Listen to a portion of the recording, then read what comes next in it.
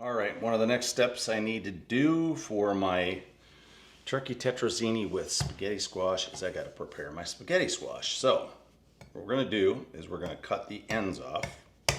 Now, spaghetti squash is really hard, so be extremely careful and use a very, heavy-duty knife.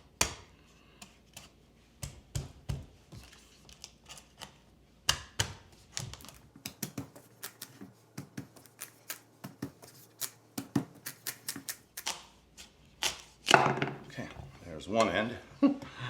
I don't really have to cut the other end off exactly, but I'm going to do it anyway.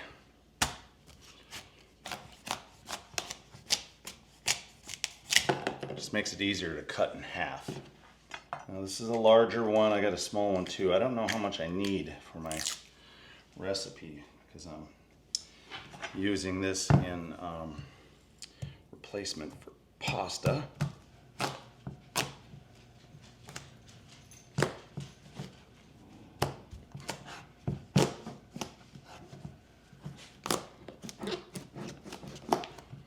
Just take your time.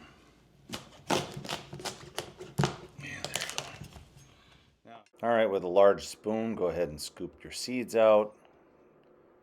And then go ahead and set that aside, and we'll go ahead and cut that second one. All right, we're going to go ahead and place our squash onto a tray and lined it with foil so it's easier to clean. And that is how we're going to bake it. All right, toaster oven is preheated, so go ahead and throw your squash in.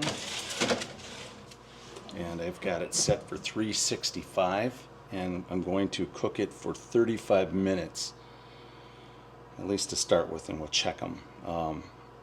Again, you always want to cook your squash with the seeded side down. It adds as like a little bit of a cavity there for steam to create, and that will help the that moisture, that steam will help cook the squash a little bit quicker too. All right, well, let's let it cook. I'll show you what it looks like in a little while here. All right, toaster oven just went off here. Let's pull our spaghetti squash out. Again, I cooked that at 365 for 35 minutes. I'm just basically going to test it to see how tender the inside is.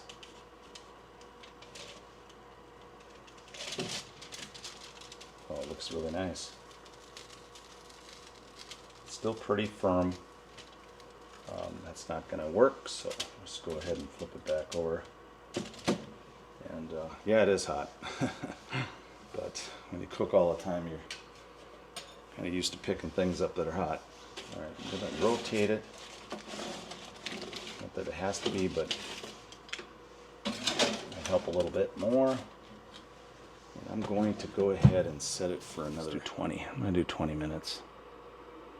All right, and action. Okay, I don't want it way overcooked either because I want it to be sort of pliable like spaghetti would be. All right, well, we'll get back to that in a little bit here.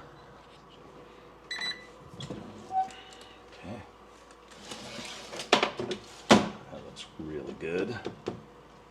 Let's flip one over. Oh yeah, it's good. Yep, doesn't need more. As long as that fork goes in nice and smooth like that, you're perfect. All right, go ahead and flip them both over so they can cool. Get those two out. And I'm going to put my other two in. Now these are smaller, which took a little less time. So I'm going to go ahead and set this right away for 50 minutes. And start. All right, so there you go, guys.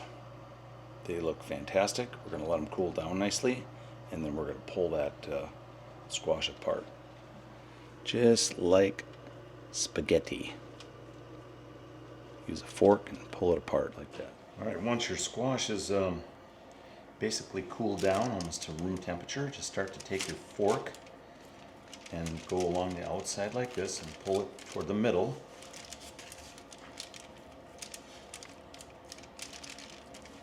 just like that. Right as you pull your squash to the middle, you're kind of scraping the outside of the shell, and then just take your fork and try to lift it up. And look at that. You basically have spaghetti squash. That's what it looks like here. Definitely do not do it when it's too warm, but don't wait until it's too cooled down either, because it'll be harder to get out. Now, as you're going around the outside of the shell here, it's going to be a little bit more cooked, so it won't be as spaghetti-like as you might want, but that's just the way it goes. So get all that out of there, just like that. Okay. All right, there you go. Spaghetti squash is done. So I'll just go ahead and refrigerate this, and it's ready for your, basically your final step, and that's to mix it in with your turkey Tetrazzini sauce that you're gonna make. But that looks so good. All right, there you go. Easy way to do it.